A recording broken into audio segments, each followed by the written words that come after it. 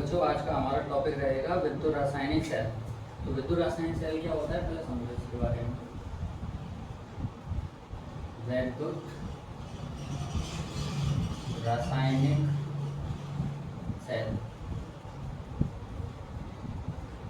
तो ये किसके अंतर्गत आता है, किस चैप्टर के अंतर्गत आता है? विद्युत रासायनिक चैप्टर है उसके अंतर्गत आता है। उसके अंतर्गत दो सेल पढ़े जाते हैं, एक विद्युत रासायनिक सेल पढ़ा जाता है और दूसरा पढ़ा जाता है विद्युत अपघटनीय सेल। ठीक है, तो विद्युत अपघटनीय सेल का काम होता है कि विद्युत ऊर्जा को रासायनिक ऊर्जा में बदलना, और विद्युत रासायनिक सेल का इसका कार्य होता है रासायनिक ऊर्जा को विद्युत ऊर्जा में बदलना। ठीक है, तो रासायनिक ऊर्जा के विद्युत रासायनिक सेल के अंतर्गत क्या कार्य होता है? इसमें दो सेल होते हैं। इसमें एक सेल होता है डेनियल सेल जिसमें दो कंटेनर होते हैं, तो दोनों कंटेनरों में धातु की दो छड़ें होती हैं, और जिस छड़ को जिस कंटेनर में डाला जाता है उस कंटेनर में उसी छड़ का विलयन भरा होता है। जैसे कि इस छड़ में इसमें जिंक धातु की छड़ है, तो इसमें विलयन भी किसका भरा आ जाता है?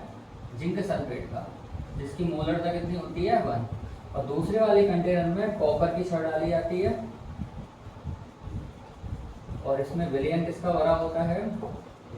कॉपर का, यानी कॉपर सल्फेट। इसकी भी सांद्रता 1 मोलरता होती है।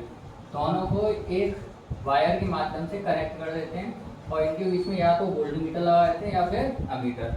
वोल्टमीटर का कार्य होता है विभव को मापना, अमीटर का कार्य होता है धारा को मापना। ठीक है, तो वोल्टमीटर या अमीटर लगा देते हैं। अब जिंक धातु की छड़ को जिंक सॉल्यूशन के कंटेनर में भर दिया जाता है, तो इसमें होती है ऑक्सीकरण अभिक्रिया।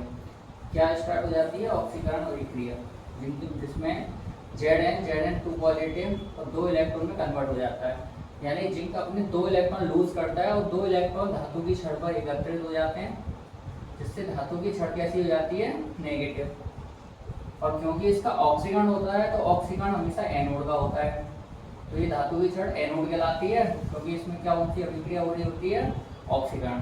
और यहाँ से क्या बन रहे होते हैं? इसके आयन। जो आयन बन रहे होते हैं वो आयन चले जाते हैं सॉल्यूशन में, Zn 2 पॉजिटिव, और विलयन को क्या बना देते हैं? पॉजिटिव बना देते हैं। छड़ तो नेगेटिव लेकिन विलयन पॉजिटिव। और यहाँ किसकी मात्रा एकत्रित हो जाती है ज़्यादा मात्रा में? Negative, electrons. तो इलेक्ट्रॉन वायर के माध्यम से किस ओर ट्रांसफर होने लगते हैं? कॉपर धातु की ओर, कॉपर छड़ की ओर। और कॉपर छड़ क्या करता है? ये कॉपर है। कॉपर छड़ क्या करता है? इलेक्ट्रॉनों को खींचता है, इलेक्ट्रॉन को विलयन में डालता है, और विलयन में क्या भरा होता है? Copper sulphate. तो कॉपर सल्फेट जब वियोजित होता है 2 भागों में, Cu2 पॉजिटिव और SO4 2 नेगेटिव, और कॉपर 2 पॉजिटिव है वो इलेक्ट्रॉनों को खींचता है, Cu2 पॉजिटिव इलेक्ट्रॉनों को खींचेगा और क्या बना देगा यहाँ से? धातु। यानी ये आयन होता है और क्या बन जाती है? यहाँ से धातु बन जाती है। इलेक्ट्रॉन को खींचेगा यानी ये कौन सी अभिक्रिया कर रहा है? रिडक्शन। और रिडक्शन हमेशा किसका होता है? कैथोड का। तो इस पे कौन सी अभिक्रिया हो रही होती है? रिडक्शन हो रही होती है, और इसको क्या बोलेंगे? कैथोड बोलते हैं। इसको ध्यान रखना है बच्चों, ये कैथोड होता है, रिडक्शन अभिक्रिया होती है। इलेक्ट्रॉनों को ये खींचेगा तो विलयन में कौन सा वाला चार्ज रह जाएगा?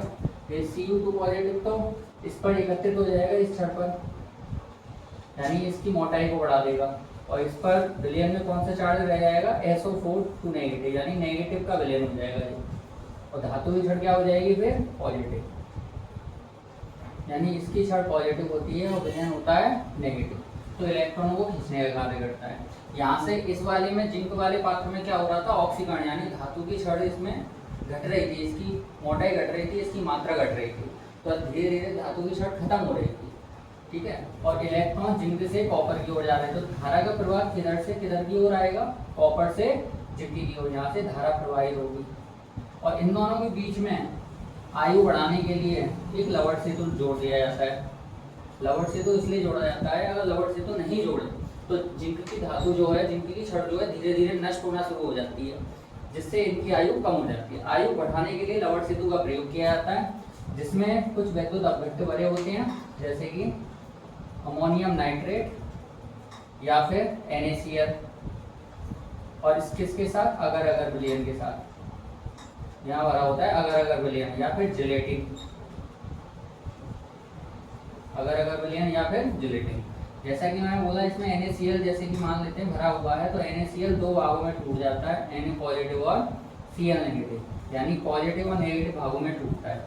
और इसमें पॉजिटिव और नेगेटिव का जो ट्रांसफर होता है दोनों कंटेनरों में बराबर बराबर होता है, यानी जितने मोल इसमें ट्रांसफर होंगे उतने ही मोल इसमें ट्रांसफर होते हैं। क्योंकि ये विलयन पॉजिटिव होता है इसलिए इसमें नेगेटिव जाता है, यानी Cl नेगेटिव। ये नेगेटिव होता है तो इसमें जाता है Na पॉजिटिव। जितनी क्वांटिटी में Cl जाएगा उतनी ही क्वांटिटी में Na पॉजिटिव जाएगा। जैसे कि Cl नेगेटिव इसमें गया कैथोड वाले में, वो एनोड वाले में, तो Cl नेगेटिव जैसे इसमें आता है Cl का हो जाता है क्लोराइड का क्लोरीन में परिवर्तन, इसका हो जाता है ऑक्सीकरण, यानी 2 इलेक्ट्रॉन ये यूज करेगा, यानी ऑक्सीकरण हुआ। ऑक्सीकरण किस में हुआ? एनोड में हुआ। और यहाँ से कौन सी गैस निकलेगी? क्लोरीन गैस निकलेगी। यहाँ से क्लोरीन गैस ट्रांसफर हो जाती है Cl2, ठीक है। और जो नेगेटिव है, तो जिन पे 2 पॉजिटिव था वो इलेक्ट्रॉन खींच के वापस अपनी जगह पर एकत्रित हो जाएगा यहाँ पर, यानी इसकी क्षरण होने की क्षमता कम हो जाती है। यहाँ जो खत्म हो रहा था वो खत्म नहीं हो पाएगा। इधर Na पॉजिटिव जा रहा था, यहाँ Cu2 पॉजिटिव इलेक्ट्रॉन को खींच रहा था, जिससे इसकी मात्रा बढ़ रही थी। वो Na पॉजिटिव इसके इलेक्ट्रॉनों को खींचेगा। Na पॉजिटिव, जो Na पॉजिटिव है वो इलेक्ट्रॉनों को खींचेगा और धातु बना देगा Na, यानी यहाँ हो रहा है इसका रिडक्शन, ठीक है।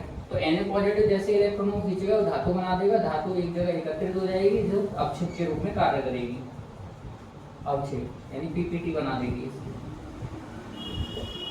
ठीक है। और इस तरह से सेल की आयु बढ़ जाती है और रासायनिक ऊर्जा विद्युत ऊर्जा में कन्वर्ट हो जाती है। इससे विद्युत विभव या अमीटर द्वारा माप लिया जाता है। अमीटर धारा की दिशा को बताता है और धारा कितनी बह रही है उसको बताता है। वोल्टमीटर क्या बताता है? कितना विभव उत्पन्न हुआ है, ठीक है। तो रासायनिक ऊर्जा विद्युत ऊर्जा में इस प्रकार से कन्वर्ट होती है। और एक तरफ जिंक जो है वो नेगेटिव होता है और कॉपर क्या होता है? पॉजिटिव। इन दोनों के बीच में विद्युत वाहक बल उत्पन्न होता है, इसको वोल्ट मीटर के द्वारा माप लिया जाता है। वोल्ट मीटर का कार्य क्या होता है? विद्युत बल को मापना, ठीक है बच्चों। आज का टॉपिक यही था।